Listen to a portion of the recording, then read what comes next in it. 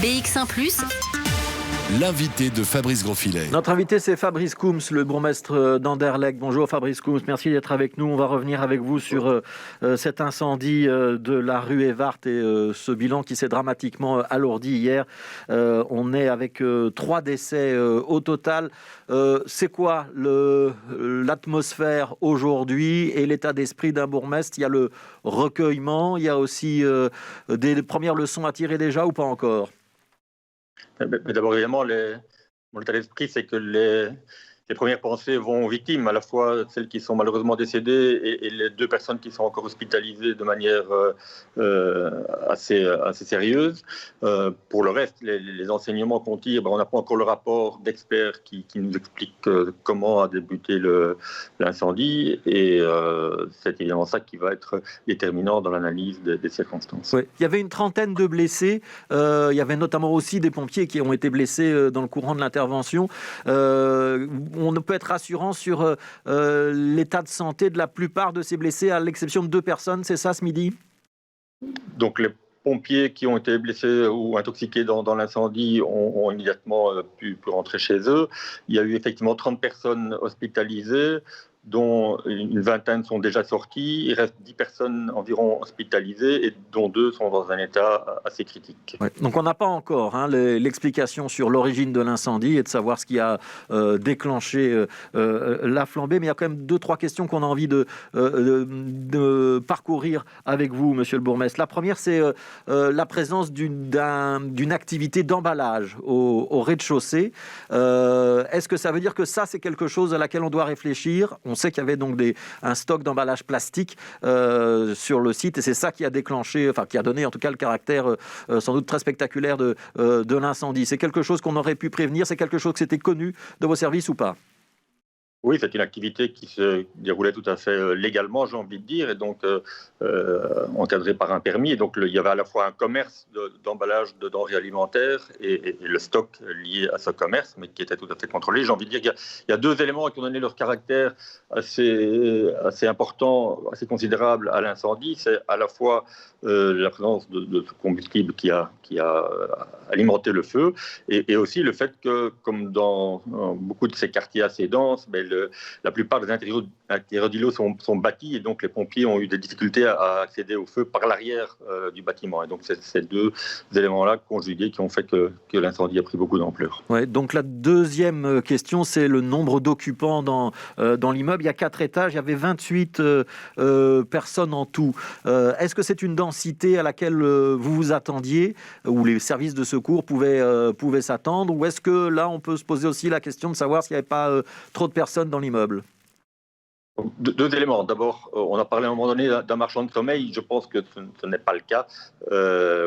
Si on tentait la définition qui fait qu'un marchand de sommeil, c'est quelqu'un qui partitionne son immeuble et qui loue très cher des petits espaces, c'était pas du tout ça. Il y avait 11 appartements officiels répertoriés dans l'immeuble et 9 familles domiciliées, donc 9 familles qui au total faisaient 28 personnes. Alors, je n'ai pas d'informations particulières par rapport à la taille de ces 11 logements officiels. Et donc, il y a probablement, comme dans beaucoup de ces quartiers, une surdensité du logement par rapport aux personnes qui sont régulièrement inscrites, et peut-être aussi une partie des occupants qui n'étaient pas inscrits officiellement. Et donc, à ce stade-là, on n'a pas d'informations particulières sur le nombre réel d'occupants du bâtiment, mais c'est clair que c'est une problématique générale dans les quartiers les plus historiques, c'est cette surdensité du logement, cette question de mal logement quelque part. Ça veut dire qu'il y avait plus que les 28 personnes officiellement enregistrées probablement dans l'immeuble? Probablement, puisqu'il y avait déjà 30 victimes le jour de l'incendie. Comment est-ce qu'on peut faire pour lutter contre ce type de phénomène? Alors il y a d'abord l'aspect du mal logement et la nécessité de construire des logements sociaux d'un côté. Il y a aussi l'aspect de pouvoir assurer un contrôle et de s'assurer un petit peu que les personnes qui y résident sont celles qui y résident, et il n'y en a pas beaucoup plus. Est-ce que sur les 2 volets, les pouvoirs publics ont les moyens d'agir ou pas? D'abord, un élément de réflexion, c'est que le ministère de l'Intérieur, donc la loi nous impose d'inscrire les personnes si elles résident officiellement à l'adresse, donc s'ils résident effectivement à l'adresse, et donc quelle que soit la taille du logement et la composition du ménage, on doit inscrire les personnes qui sont présentes. Alors, les autorités locales, elles ont un outil à disposition qui est celui de l'arrêté d'inhabitabilité.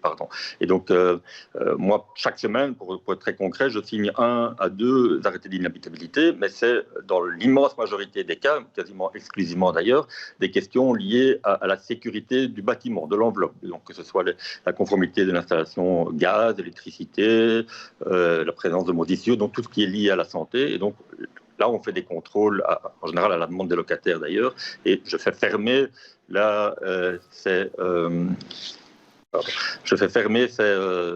logements. La question, c'est qu'est-ce qu'on fait évidemment des personnes qui doivent être évacuées, et donc c'est très difficile évidemment de leur retrouver un autre logement.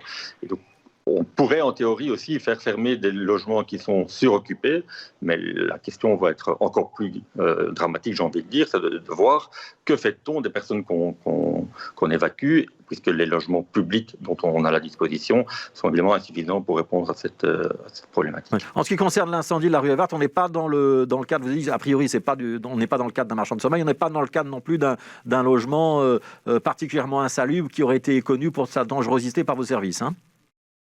Il n'était pas connu de nos services. Maintenant, je ne sais pas s'il était insalubre ou pas, puisqu'il n'y a pas eu de contrôle à cet endroit-là.